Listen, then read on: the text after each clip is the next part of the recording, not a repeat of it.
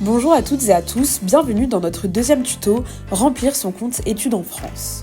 Pour commencer, ouvrez votre navigateur web et rendez-vous sur la plateforme Études en France.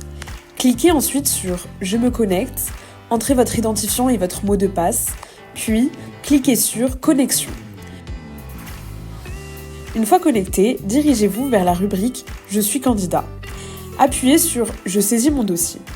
Le dossier de candidature électronique est obligatoire pour se porter candidat auprès des établissements connectés à la procédure Études en France.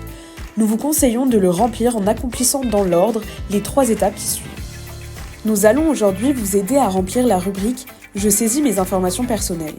Cette étape va vous permettre de saisir vos coordonnées, votre cursus scolaire et professionnel, ainsi que votre niveau de français.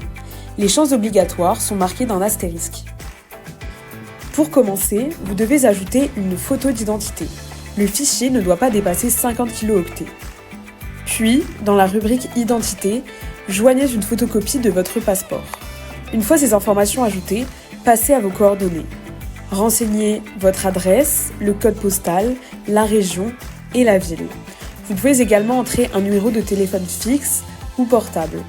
Une fois toutes ces informations saisies, n'oubliez pas de cliquer sur « Enregistrer ».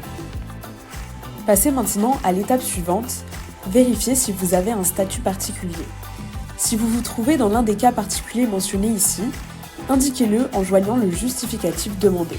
Si aucun de ces cas ne vous concerne, cochez simplement la case « Je ne suis dans aucun des cas mentionnés ci-dessus » et bien sûr, enregistrez votre réponse. Ensuite, vous pouvez ajouter de manière facultative votre CV au format PDF, PNG ou JPEG. Nous passons maintenant à la saisie de votre cursus. Dans cette section, vous allez remplir les informations relatives à votre parcours scolaire. Commencez par l'année la plus ancienne, comme votre baccalauréat, puis remontez jusqu'à votre formation actuelle. À chaque étape, cliquez sur « Ajouter ». Prenons un exemple pour illustrer. Supposons que vous avez obtenu votre baccalauréat en 2022 et que vous êtes actuellement en 3e année d'études supérieures. Dans ce cas, vous commencerez par ajouter les informations relatives à votre baccalauréat. Pour cela, renseignez l'année d'obtention du diplôme, le pays, la province et la ville où vous l'avez obtenu. Indiquez ensuite l'établissement dans lequel vous avez étudié ou étudiez actuellement. N'oubliez pas de préciser le type de baccalauréat, votre moyenne globale et, le cas échéant, votre mention. Une fois ces informations complétées, cliquez sur « Enregistrer » et joignez un justificatif tel que votre diplôme de baccalauréat. Lorsque le document justificatif est en arabe, veuillez y joindre sa traduction en français.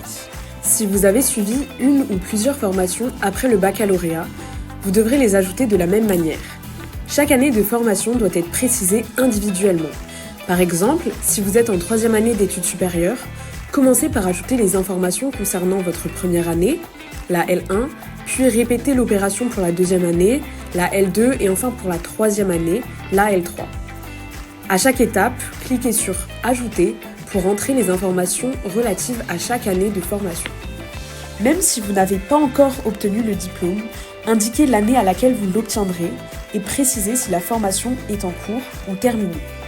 Pour les études supérieures, indiquez le pays, la province et la ville où vous suivez ou avez suivi ces études. Mentionnez l'établissement, le nombre d'années d'études après le bac, par exemple bac plus 1, bac plus 2, le domaine d'études ainsi que votre moyenne globale.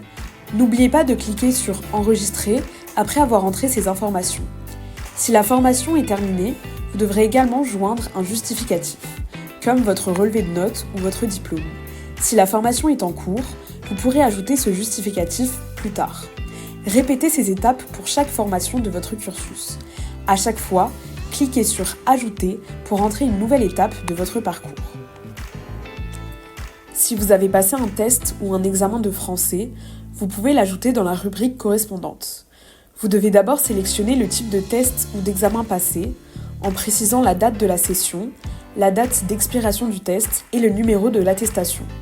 En fonction du test de français passé, veuillez ensuite préciser le score global obtenu pour chaque catégorie de l'examen et, si demandé, le niveau global obtenu. N'oubliez pas de joindre un justificatif. Une fois toutes ces étapes validées, vérifiez une dernière fois que vous avez rempli tous les champs obligatoires, Puis, si vous avez fini, cliquez sur Retour. En appuyant sur Je saisis mon dossier, vous pourrez vous assurer d'avoir correctement complété votre compte si le message vert Complet est affiché à côté de la rubrique Je saisis mes informations personnelles.